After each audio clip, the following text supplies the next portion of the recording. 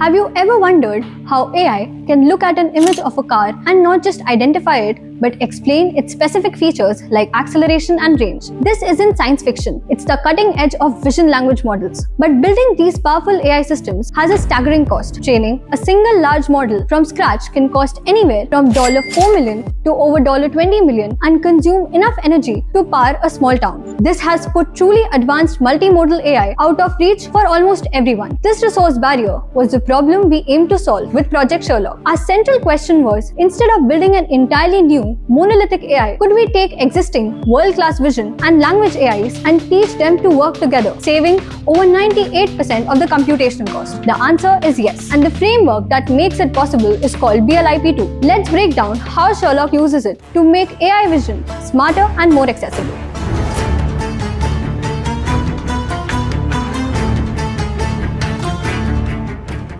Our solution is divided into 4 strategic phases. Phase 1, System Architecture Overview. Sherlock's architecture is modular by design, preserving the integrity of powerful pre-trained unimodal models. The main components are a frozen image encoder, a lightweight adapter called the Q-former, a simple projection layer, and a frozen large language model. Let's start with the frozen vision encoder. This component is responsible for extracting rich visual features from input images. To do this, we use a pre-trained vision transformer or VIT, specifically models like VIT L14 from the EVA Clip family, a model with over 304 million parameters, or the even larger VIT G14 with over 1 billion parameters, which were also used in the BLIP2 experiments. The encoder's weight, representing over 85% of the vision-specific parameters, are kept completely frozen during training. This is a crucial step to prevent what's known as a catastrophic forgetting and significantly reduces the computational cost, saving hundreds of GPU hours per training run. Next is the query transformer or Q-former. This is the core trainable module that bridges the modality gap. The Q-former itself is a lightweight transformer containing approximately 188 trainable parameters. It's built with 2 submodules, an image transformer and a text transformer that share the same self-attention layers. Moving on to phase 2,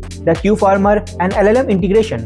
The Q-former works by ingesting the visual feature from the frozen vision encoder. It uses the small fixed set of learnable query embedding, for example 32 of them, to interact with these images feature through cross-attention. This process effectively adds an information bottleneck. It distills vast amount of visual information, which can be over 256 tokens from the VIT, into a fixed number of 32 output vectors. This forces the Q-former to extract only the visual features that are most relevant to language. To get started, the Q-former is initialized from pre-trained BERT-based weights, while its cross-attention layer are initialized randomly. The output from the Q-former then passes through a simple projection layer. This is just a linear layer that maps the Q-former's output embedding into a hidden dimension required by our target large language model. For example, mapping a 4096 dimension space for a Llama 7 billion model. Finally, we have a frozen LLM. The project visual vectors from the Q-former are prepared to the textual embedding, acting as a soft visual prompt. This conditions the LLM text generation on the image content without ever altering the LLM internal structure, keeping all 7 billion of its parameters untouched. Phase 3, Data Processing and Curation. A reproducible data pipeline is critical for this work. Our pipeline processes various open source datasets into a consistent JSON-L format. For the initial pre-training phase, we use high-quality image caption pairs from datasets like COCO with 330,000 images as view captions, which adds nearly 1 million pairs, and CC12M providing another 12 million. We use carefully filtered subsets of Leon 400M. In total, our pre-training corpus exceeds 120 million image text pairs. For the instruction tuning phase, we use different set of data. This includes reformatted versions of the VQA version 2 dataset containing 1.1 million questions, and the more challenging OKVQA dataset with its 14,000 questions requiring outside knowledge. We also incorporate public instruction following datasets and have even curated our own art observation datasets using open imagery from Sentinel-2, which offers 10-meter resolution,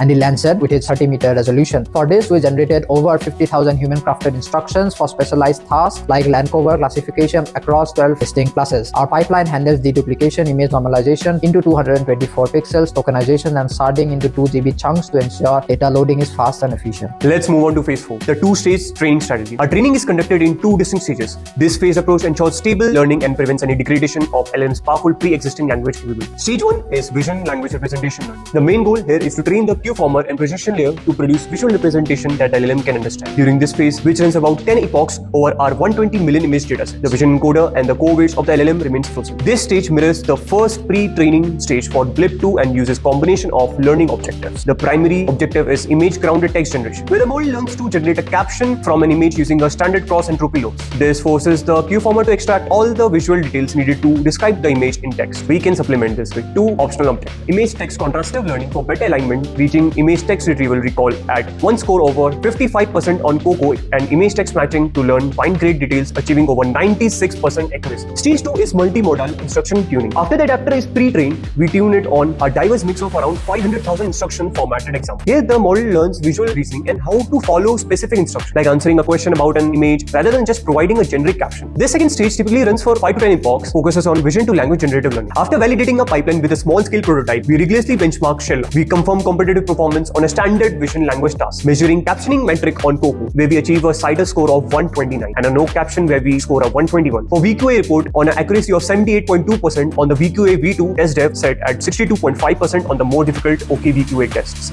We have shown you how Sherlock successfully augments the powerful text-only GPT-OSS model with visual perception. Our lightweight adapter, representing less than 5% of total model parameters, aligns visual data without degrading the model's original textual capabilities, directly addressing the core challenge. The implications are significant. By providing a reproducible foundation, we unlock new applications, particularly in specialized domains like Earth observation. This system can be adapted to analyze ISRO satellite imagery, such as from the ResourceSat series, providing 5.8 meter resolution data, enabling conversational exploration of geospatial data, and generating automated environmental reports grounded in visual evidence. Ultimately, Sherlock delivers more than just a model. It offers a reproducible blueprint for building sophisticated reasoning tools that can interpret our world, from everyday images to planetary scale data. Thanking you. This is Team Maverick.